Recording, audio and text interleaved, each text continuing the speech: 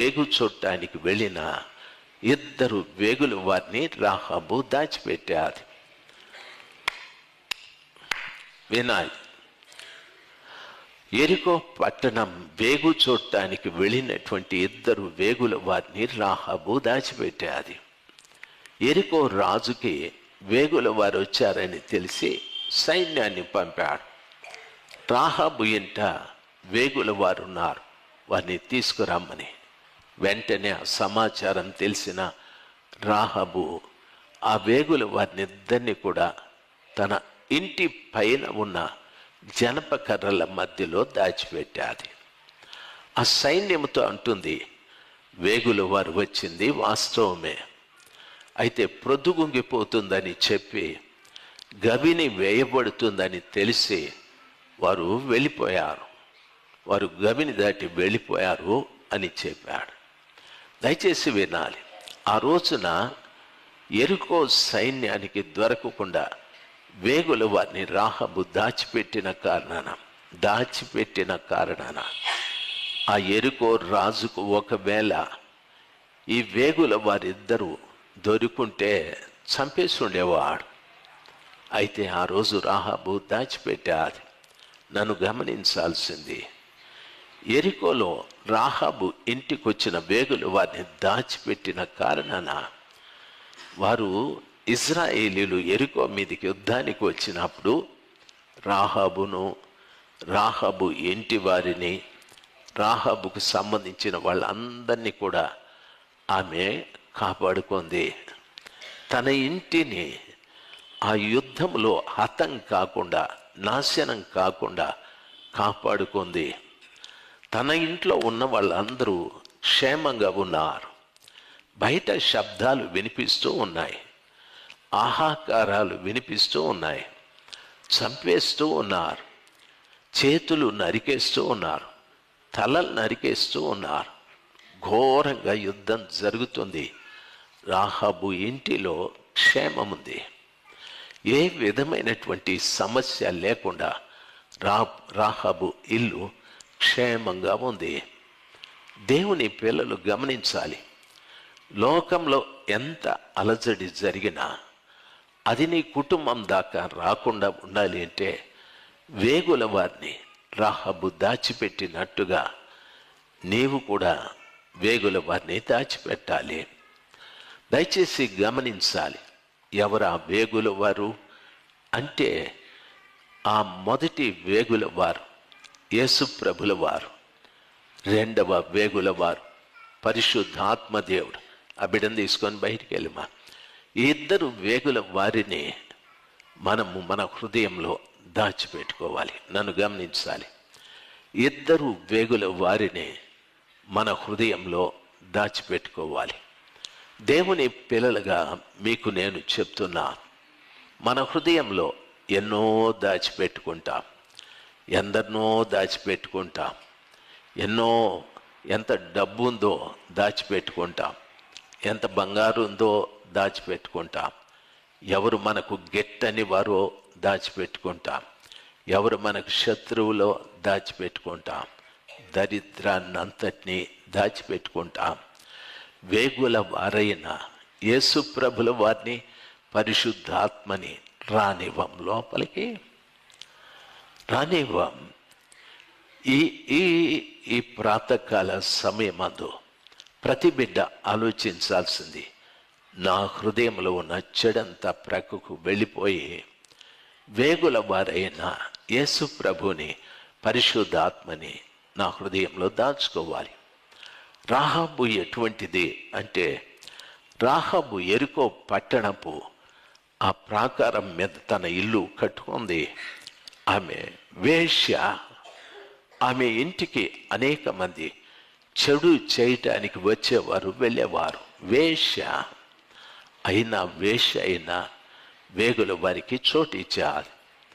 దేవుని పిల్లలు గమనించాల్సింది, ఈరోజు వరకు మన జీవితం పనికిరానిదే. ఈరోజు వరకు మన జీవితం ఎందుకు పనికిరానిదే? మనల్ని గూర్చి చెడుగా మాట్లాడేవారు ఉండొచ్చు, మనల్ని గూర్చి మంచిది కాదు, మంచివాడు కాదు అనేవాళ్ళు ఉండొచ్చు. ఈ రోజున వేగులు వారికి చోటిస్తే వారు చేసే పని ఏమిటో తెలుసా? ఎరికో నాశనమైపోయే దినాన ఆ కుటుంబము భద్రపరచబడ్డది. ఆ కుటుంబానికి క్షేమం కలిగాది. ఆ యుద్ధానికి వచ్చిన దినాన నీ ఇంటి కిటికీకి ఒక ఎర్రటి దారాన్ని కట్టమని చెప్పారు. ఆ యుద్ధానికి వచ్చే సైనికులకు అందరికీ చెప్పారు, ఎరికోలో ఏ ఇంటి కిటికీకి ఎర్రటి దారం ఉంటుందో ఆ ఇంట్లో వారికి మీరు హాని చేయకూడదు అని ఇజ్రాయేలీయుల సైన్యానికి అంతటికీ రాహాబు ఇంటిని కూర్చిన హెచ్చరిక చేశారు. దయచేసి గమనించాలి, దేవుడు గొప్పవాడు. యేసు ప్రభుల వారిని, పరిశుద్ధ ఆత్మని మన హృదయంలో దాచుకుంటే ప్రపంచమంతా నాశనం రావచ్చు, నీ కుటుంబానికి నాశనం రావచ్చు. ప్రపంచమంతా నష్టం కలగచ్చు, నీ కుటుంబానికి నష్టం కలగదు. మన హృదయంలో ప్రభువుకి, పరిశుద్ధాత్మకి చోటు ఉండాలి. ద్వేషానికి, కోపానికి, అసూయకు, పగకు, ఇటువంటి దరిద్రమైన కార్యాలకు మన హృదయంలో చోటు ఉండకూడదు. ఉంటే నాశనమైపోతాం. యుద్ధం అయిపోయాది. రాహాబు ఇంటిలో ఉన్నవారు మాత్రమే బ్రతికున్నారు. తరువాత ఇజ్రాయేలీలు యుద్ధం అనంతరం జరిగే కార్యం ఏమిటంటే, యుద్ధం ఈరోజు చేశారు, రేపు ఎల్లుండి వారు యుద్ధం జరిగిన యుద్ధ భూమిలోకి వస్తారు. వచ్చి ఆ యుద్ధంలో ఎవరి వద్ద నగలు, నట్రలు, డబ్బు ఉంటుందో అవన్నీ దోచుకుంటారు. దోచుకొని ఆ తరువాత శవాలన్నింటినీ తీసుకువెళ్ళి ఎక్కడో కాల్చి పడేస్తారు. ఆ సమయంలో రాహాబు నీ ఇంటి వారిని మీరు మాతో కూడా రమ్మని చెప్పారు. రాహాబు ఇంటిని ఇజ్రాయేలీయులతో తీసుకొని వెళ్ళారు.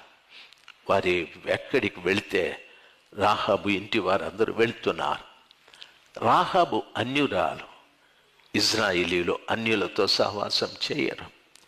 ఇజ్రాయేలీయుల దండుపాలెం ప్రక్కన ఎక్కడో దూరాన ఒక గుడారం వేసుకొని రాహాబు ఇంటి వారు నివాసం చేసేవారు. కొన్ని రోజులైన తరువాత షల్మాను అనేటటువంటి ఒక అధికారి, ఇజ్రాయేలీయులకు ఒక అధికారి, ఆయన ఆ దండుపాలెయాన్ని చూస్తూ వచ్చారు. ఆ దండుపాలెం అవతల ఏదో ఒక గుడారం. వాళ్ళని అడిగారు, ఆ గుడారం ఏంది ప్రత్యేకంగా ఉందని చెప్పారు. ఈమె రాహాబు ఇంటివారు. ఎరికోలో మన వేగులు వారికి ఆశ్రయం ఇచ్చి ఎరికో రాజు చేత తప్పించింది ఈవిడ అని అన్నప్పుడు ఈ షల్మాను ఆ ఇంటి దగ్గరికి వెళ్ళి వాళ్ళను పరిశీలించాడు. పరిశీలిస్తే రాహాబును కూడా చూశాడు. రాహాబు చాలా అందగత్తె, రాహాబు చాలా చక్కంది. ఆ ఇశ్రాయేలీయులకు నాయకుడైన షల్మాను రాహాబును చూసి నేను నిన్ను పెళ్లి చేసుకుంటానని చెప్పాడు.